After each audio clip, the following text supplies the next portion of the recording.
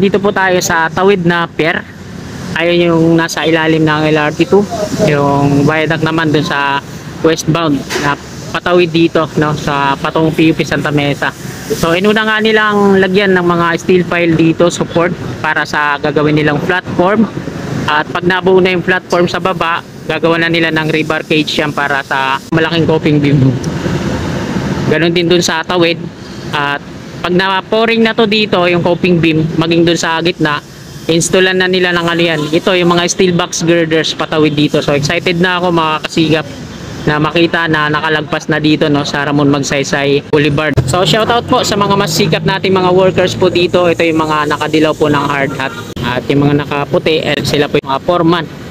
So shoutout po sa inyong lahat. Shoutout po sa RBC. Magandang umaga po. Sinimulan ko to, walang naniniwala sa paligid ko. Hello, magandang umaga po sa lahat ng mga kababayan natin mapa Luzon, Visayas at sa Mindanao, maging sa mga kababayan natin dyan sa abroad, mga OFW. Magandang umaga po sa inyong lahat. Nandito po ulit tayo sa Road 10 Street dito sa Santa Mesa at patungo tayo dyan sa NLEX Connector, Ramon Magsaysay Boulevard, upang magbigay po sa inyo ng panibagong update ngayong umagang ito, araw po ng Martes, ika-7 na po ng Nobyembre taong 2023, ika-7 at kalahati na po ng umaga. So huwag na po natin patagalin to mga kasikap, tara, let's go!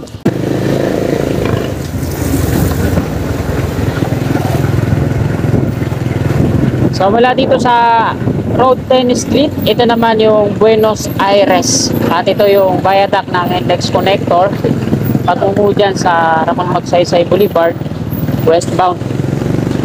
Sabi ko nga, Ikot lang tayo mga kasikap. Dito po tayo ngayon sa likurang bahagi po ng Altura Market. Ito yung Buenos Aires Street.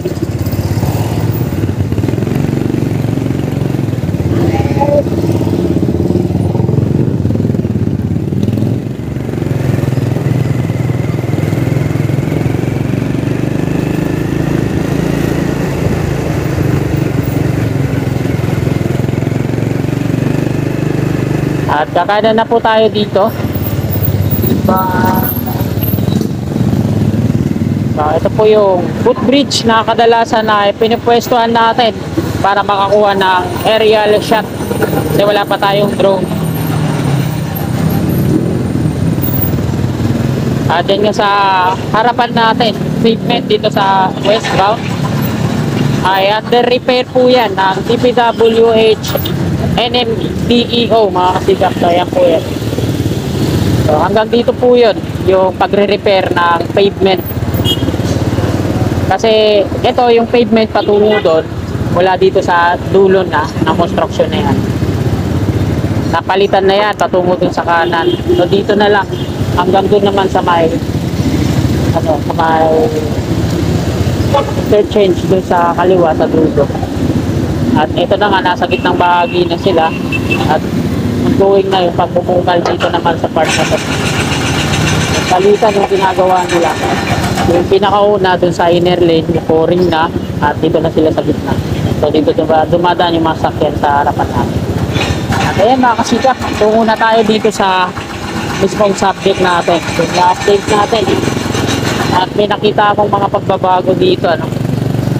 So dito naman, ito yung poste ng NGCP, no? Ayan, na-pouring na rin. Ayan, ito na siya ngayon. Baga meron ng sapatos yung poste ng NGCP. Tapos pipinturahan nila na kulay dilaw yan. Tapos strip na kulay black.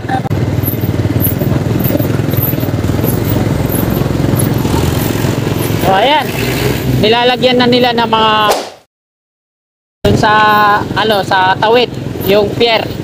So ito nire-ready na.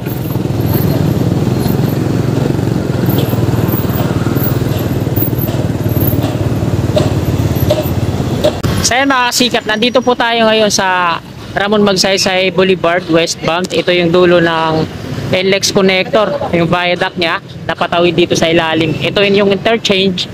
At ito yung pier dito sa gitna mga kasikap. Meron ng mga naka-reserve na mga steel pile. Ito yung gagawin nilang pundasyon. Ito yung gagawin nilang support dito sa pier na yan sa gitna para latagan ng platform at papatungan ng rebar cage naman. So mamanu-manuhin pala nila yung pag-install ng pier head dito, no? Ayan yung mga steel pipe nila yan, yung mga bilog na bakal. Yan, popormahin nila yan dyan, kabilaan, tapos lalagyan ng platform, tsaka nila papatungan ng rebar cage para sa pier head. Doon sa tawid, okay na, mayroon ng mga nakatayo na steel pile, ayan o. So, ikutan natin yan. Doon naman sa pile cap foundation na yon, sa unahan, in-extend na nila yung forma. Kaya kita naman natin dito, in-extend na yung forma. Bali, itataas na hanggang doon sa pinakatuktok bago nila i-pouring. So ito yung magsaysay entry. Ayan yung magsaysay entry mga kasiga. Pwede pala yung galing sa magsaysay exit, mag U-turn dito. Ito, inaayos din yung gilid-gilid niya, no? Mga kanal. So ayan yung magsaysay entry. Ito yung rail track ng PNR. At ito naman yung magsaysay exit.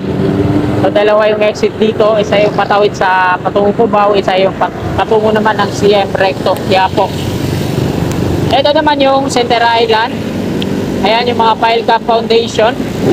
So, di pa gaano gumagalaw.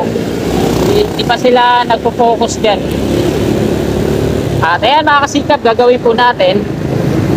Mag-U-turn ulit ako dito sa ilalim ng Coresa Station, Coresa Street, at patungo tayo sa eastbound naman ng Ramon Magsaysay Boulevard. At nandito na tayo mga kasikap sa eastbound. Ito yung Coresa Station, nasa ilalim na bahagi po tayo, ano?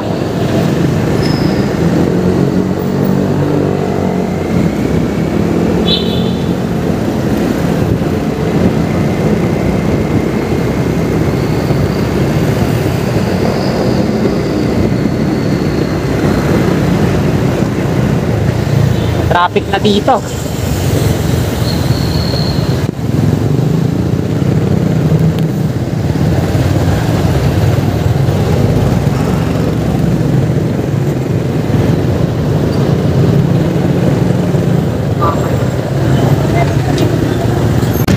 So ayan mga kasikap, nandito na po tayo sa may eastbound. At eto, tukunan natin ang update dito sa mga pile cap foundation dito sa ilalim ng LRT2. So dun sa dulo, ayan, yung mga workers, meron silang bahagi ng mga bakal na nilalagay nila doon sa pile cap na yan, no? In-installan nila ng mga foreman na paikot. Ito yung ginagawa nila ngayon. Ito yung mga steel box girders na pagdudugtong-dugtungin yan sa ilalim na bahagi na patawid patungo dito sa kanan. So lapitan natin mamaya. Tara, let's go. So ito yung interchange. At ito na mga kasikap, dito sa kanang bahagi natin sa tawid, nag-install na sila ng platform para sa ito. Lalagyan na nila ng lalagyan na nila ng pier head. So ginamit nila yung mga steel pile dyan, ginawa nilang support, pang support dito sa ilalim. Ayan yung mga pile na yan.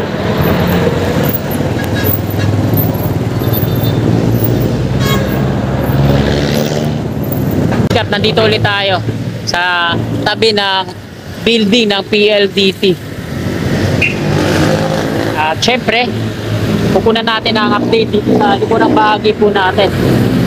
So ito yung LRT2. At ayan, dito sa tawid, nilalagyan na nila ng mga platform para sa gagawin nilang pier head. Inuna nila dito sa tawid bago dun sa gitna.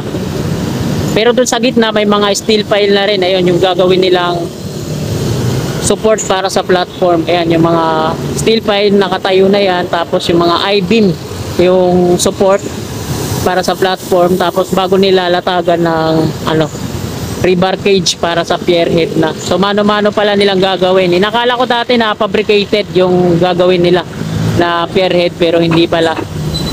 Ayan, gamit itong mobile crane. Ayan yung ginagamit nila para sa lifting, pag-aangat ng mga I-beam na yan na nilalagay sa taas, pati yung mga platform. So ayan yung update natin ngayong umaga mga kasikap, araw po ng Martes, ika-7 na po ng Nobyembre itong 2023.